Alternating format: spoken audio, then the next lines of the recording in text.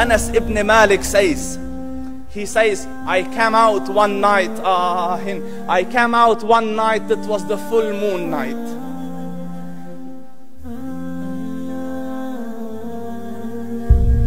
And I looked at the moon, and in the desert, understand, the moon is an awesome sight.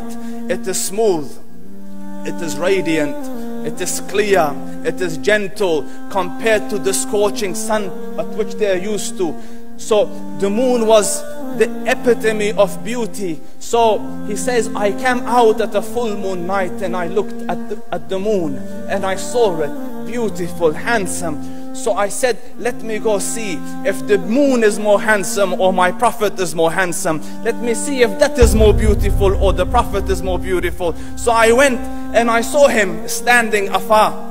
So I looked at his face and I looked at the moon and I looked at his face and I looked at the moon and I looked at his face and I looked at the moon, and he said, Wallahi, he was more handsome than the moon in its entirety. That is just the look of your Rasul.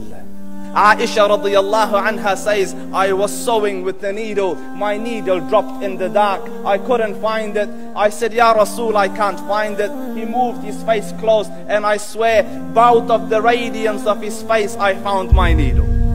And the Prophet sallallahu alaihi wasallam was mind-bogglingly handsome. But his handsomeness was covered with waqar and jalal and hayba. The Sahaba say, when we used to sit at his feet, two feelings conflicting would come on the heart. The first one, you wanted to look at him. You wanted to behold the majesty of his face.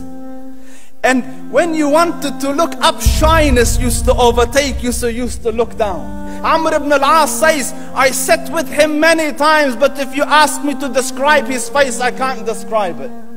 I wouldn't be able to look up to him ijlalan wa ta'ziman. I couldn't look up at him.